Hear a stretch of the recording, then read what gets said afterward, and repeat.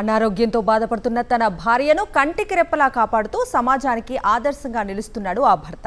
చీటికి మాటికి గొడవలు పడి వేరు కాపురాలు విడాకులు అంటూ తొందరపాటు నిర్ణయాలు తీసుకునే ప్రస్తుత ఆధునిక యుగంలో భార్య పరిస్థితిని అర్థం చేసుకుని తాను ఎక్కడికి వెళ్లినా ఆమె కూడా తన వెంటే ఉండేలా ఒక ప్రత్యేక వాహనాన్ని ఏర్పాటు చేసుకున్నాడు.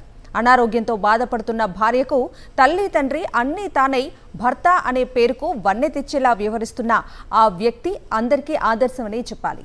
కృష్ణా జిల్లా జగ్గైపేటకు చెందిన వెంకటేష్ నందిని అనే దంపతులు 7 ఏళ్ల క్రితం మహబూబాబాద్ జిల్లా తొర్రూరుకు వలస వచ్చి ఇక్కడే నివాసం ఉంటున్నారు. వరంగల్ ఖమ్మం జాతీయ రహదారిపై వర్ధన్నపేట వద్ద కనిపించిన వీరిని ప్రశ్నించగా గత కొన్నాళ్లుగా నందిని ఫిట్స్ తో బాధపడుతోందని వెంకటేష్ చెప్పాడు. దీంతో ఎక్కడ తన భార్య తన నుంచి దూరం అవుతుందో అని కుమార్తె ఆదిలక్ష్మితో పాటు నిత్యం కంటికి రెప్పలా కాపాడుకుంటూ బ్రతుకు వెళ్లదీస్తున్నాడు వెంకటేష్. తాను ఎక్కడికి వెళ్లినా తన వెంట భార్య కుమార్తెను తీసుకువెళుతూ వారి ఆలనా పాలన చూసుకోవడం భార్యాభర్తల అనుబంధానికి అద్దం పడుతోంది.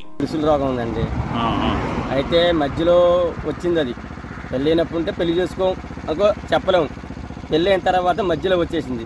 అమ్మాయికి తల్లిదండ్రులు చచ్చిపోయారు, నాకు అమ్మ నాన్న లేరు. తల్లినా ఇంకా అమ్మాయి నాకు, ఆ అమ్మాయికి నేను. ఇంకా ఎదుగుపోయినా ఒంటరిగా వదిలి పెడదామా, పిడిచొచ్చాడు పడిపోయిద్దాం. బయటికి పోయే కానించి కూడా కంటికి రెప్పలా కాపాడుకున్నాను పసిపిల్లలాగా.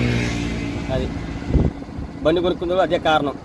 ఇప్పుడు బైక్ మీద పోతే ఆడపిల్లలతో పడిపోయిద్దో ఫ్యామిలీతో పాటున్నా కాబట్టి అని చెప్పి తొట్టుపడి కొనుక్కున్నా. కళ్ళు బయలు గమ్మంటే నాకు పండుకూడదు, అందుకని కొనుక్కున్నాను. విడిపోయినా కూడా కంటికి రెప్పలా కాపాడుకుంటా. తన భార్య తన వెంట ఎల్లవేళలా ఉండేందుకు వెంకటేష్ ప్రత్యేకమైన బండి తయారు చేసుకున్నాడు. భర్తగా ఆపద కాలంలో భార్యకు సంరక్షకుడిగా నిలుస్తున్న తన తీరు ప్రశంసనీయంగా మారింది.